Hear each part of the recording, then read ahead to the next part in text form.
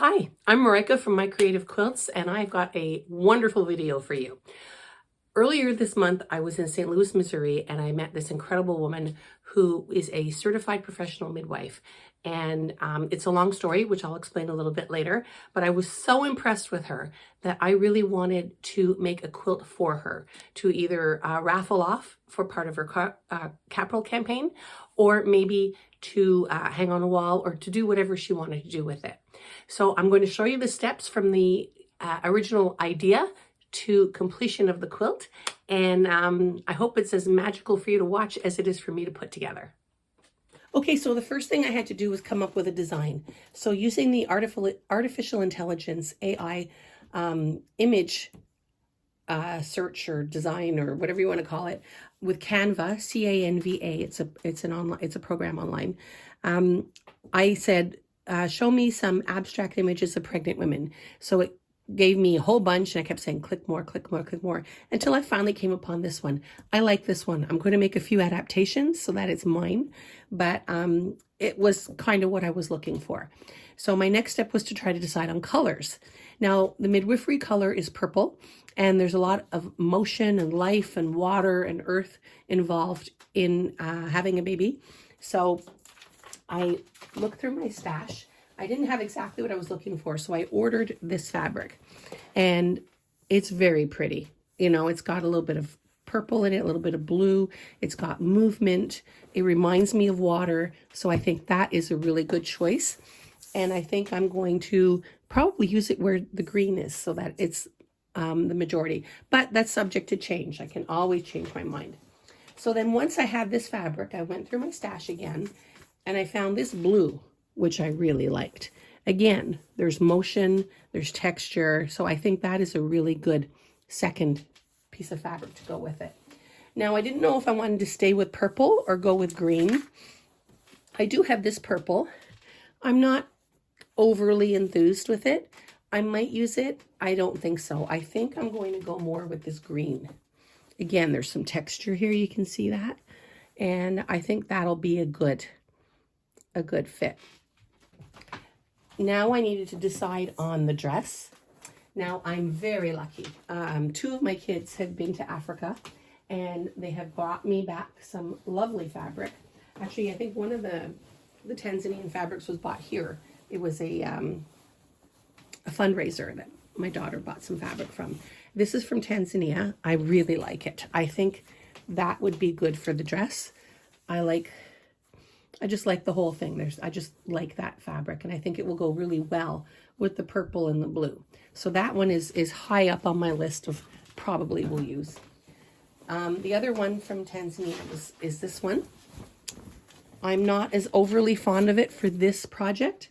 I've had these pieces of fabric for several years. When people give me special fabric, I hang on to them until I know the right project comes along. So this one is a possibility, but I'm still leaning more towards that yellow. And then I have these really nice colorful ones. The problems with these is that the design is so big, and I don't know if cutting it for the dress will take away from the design, and that would be a shame because it really is very pretty.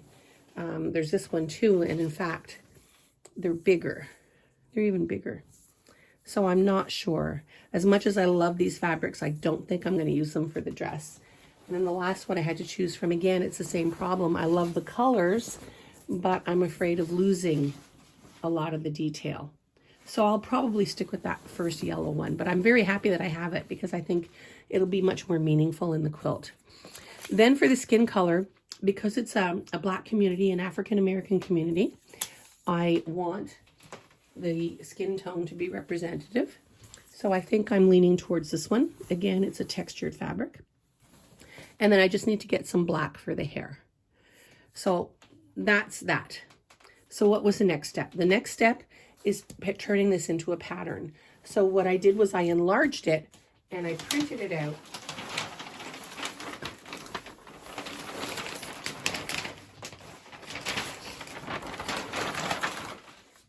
And taped it all together. And that's when I found out that AI is not perfect, although we already knew that, right? Look at the hand. AI gave her 5 fingers and a thumb. I really laughed when I saw that. And of course, there are a few other adjustments I want to make as well. Like, I don't like how sharp the sleeve is on the shoulder, that sort of thing. So now I'm going to tape this together a little bit better. And then I'm just going to cut it out so that I have my pattern pieces. Okay, so you see that I have cut the pattern apart, and I marked on it where I wanted the fabric to go longer. So, for example, we have the bottom left piece and the next piece. So they can't be exactly right, or we're going to have, we might have some gaps. So I'm going to cut this 1/4 of an inch, or probably even 1/2 inch more, so that this can overlap onto that. So I marked everywhere where I needed to add the extra 1/4 to 1/2 inch. I cut out everything. So for example, here's the head. The head will be bigger so that I can applique the hair onto it. Okay. Okay. So then there's all these pieces of the pattern. I didn't cut out the hand, first of all, because I needed to fix it. And second of all, I just want to applique the hand right onto it. So I used my own hand to try and draw it. Hopefully that'll work out. So now that I've had the pieces cut out, it's time to start cutting out the fabric. I'm going to back the fabric with some stabilizer so it stays stiff enough when I'm appliquing it. And then we'll go on to the next part. Okay, so now I've cut out my pieces. Here's the dress, for example. I changed my mind in a few ways. One is originally I was cutting all the pieces together and then I was going to overlap them a little bit, sort of like a jigsaw puzzle. But I decided instead to use one solid background instead and then add the rest to it. You also might remember from the beginning of the video, I wasn't going to use green, or I wasn't sure. I decided that I am going to use green. I like the idea of the environment, of the ground, of the earth. And then this is going to be that lovely waterish type fabric, and this is going to be a nice dark purple. So I'm going to finish sewing this all together, or putting this all together, and then I'll show you what it looks like before I start to sew it.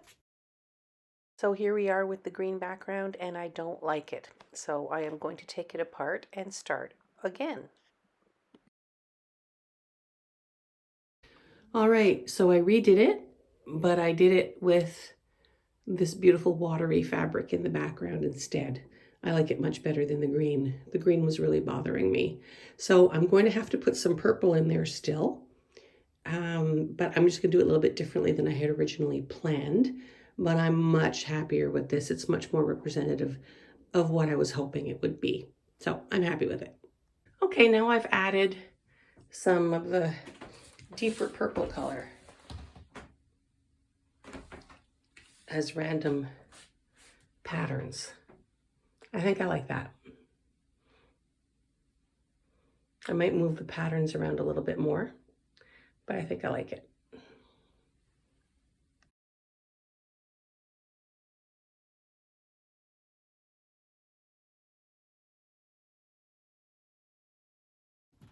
So I'm pretty happy with how it looks. The only thing is it doesn't look complete yet for me. So I went to my local quilt shop, which is not too far from me, and I brought this with me to see what kind of fabric I could use to frame it, to do as a border. So the shop owner, Rebecca, brought out this pink, which I hadn't thought of. I was thinking of maybe like a light purple or mauve. I even put white there. I didn't like the white, but the pink really seems to work. So I'm going to do that.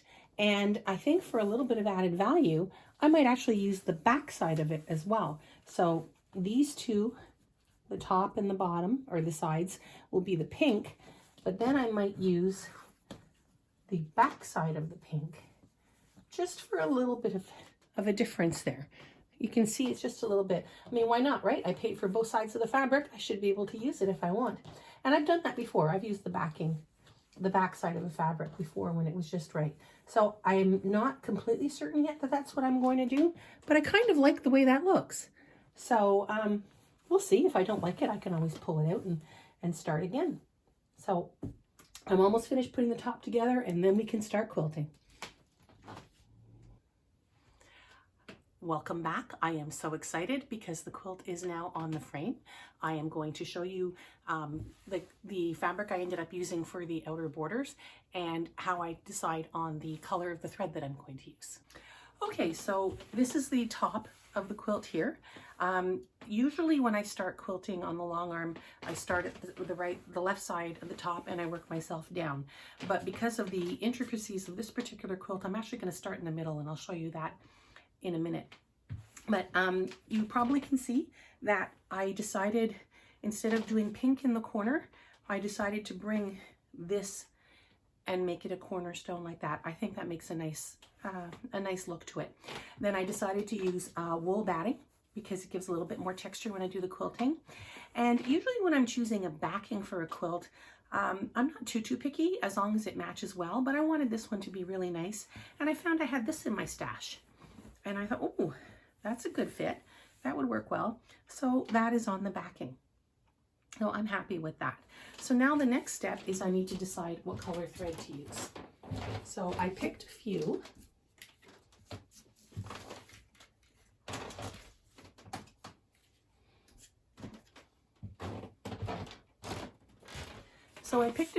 And let's see how they look. So you can't just look at the spool. It doesn't give you a good idea of what the thread is going to look like. Now this is going to be used on the all over quilting, but I'm going to use different colors when it comes to quilting the pregnant woman and her dress. So some people, their first reaction is to do white because there's white in here and white goes with everything. But when you spool it out, it doesn't really do anything for me. I don't dislike it, but it doesn't really call out to me, but it's not a no. You know, we'll see. I did look at pink, a soft pink, because of the pink here, and there is pink in the design. So I just spooled it out a little bit here, and let's see how that looks. That's actually nicer than the white. I like that. Still not 100% sold on it, but I definitely like it better than the white, so we will take the white out of the picture. That one's not going to be there. So we'll keep that. And then I decided to look at some blue. And this one is called Tar Heel, and I use glide thread most of the time. I like glide thread. So let's pull that blue. Well, that's quite nice. But how does it look on the pink? So-so. Let's compare it with the pink like this. I think the pink is more subtle than the blue. So right now it's kind of a toss-up between those two. I like both of them. This is another blue, and it's called Steel Blue. I'll do the same thing again. Let's see how that looks compared to the other blue.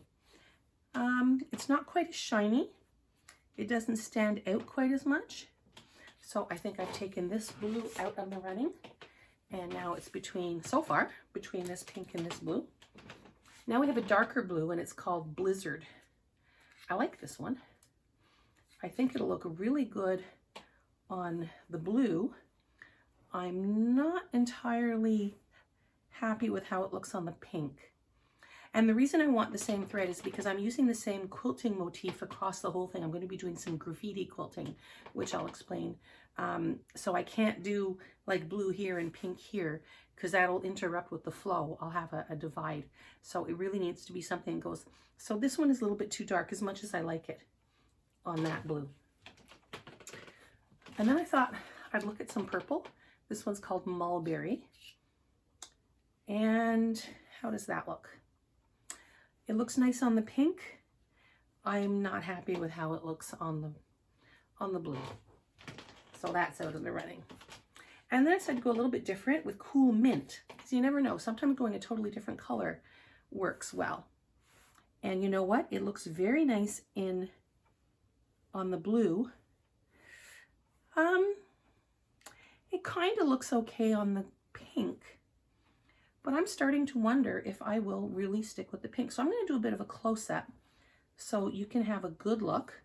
Let me just pull the thread a little bit better, and then I will zoom in on it so that you can have a better look. So right here is the Cool Mint right here is the steel blue. And then next to it, we will have the peacock, which is kind of a purplish pink, which is probably why I like it. So let me zoom in. Okay, now it's time to decide between the three. So this one is the green. I like how it looks, but I'm not sure that's what I'm looking for, if that makes any sense. So we'll move over to the blue. The blue looks very good on the blue fabric, and it looks pretty good on the pink. But you know what? I think the winner is the pink, because I think it goes well on here and it goes well on the pink. So we have our winner. We are going to be using the Peacock Glide. So good. That's another decision made. So I just changed rooms for a minute because I wanted to show you a quilt that I did some graffiti quilting on so you could see what I mean. So this is a quilt that I did a little while ago. It's called Little Amsterdam. It's one of my favorites. And I did kind of a modifying graffiti quilting. So what it is you're just going along the whole thing, and you're just doing like feathers and swirls and whatever you feel like putting in. And that's what I just did all around the border of this particular quilt. And that's what I want to do with the midwife quilt. So that's the kind of quilting that I was talking about. All right, let's get back into the sewing room. Okay, folks, I cannot believe how much I love this quilt. I think it's one of the nicest ones I've designed and quilted, and I can't believe how fast it got together. I still have to put the border on it. I'm not sure if it's going to be a binding or a facing. I'm pretty sure it's going to be a binding. I'm going to do the pink, I think. But I just want to show you the quilting that I did. See, so for the dress, I just did simple lines to emphasize the pregnancy. And then her hair, if you can see it, I did that. And then in the purple section, I was very consistent. I did, like, it's called McTavishing, I think. And then the rest of the quilt is just like a graffiti quilting all around it. And these feathers and bubbles and swirls. I wanted to give it a real sense of movement. And I think I achieved that. I'm quite happy with this. I'm going to go back to the dress for a minute. This is the fabric from Tanzania, and I really think it stands out. And can you see at the bottom, I did feathers.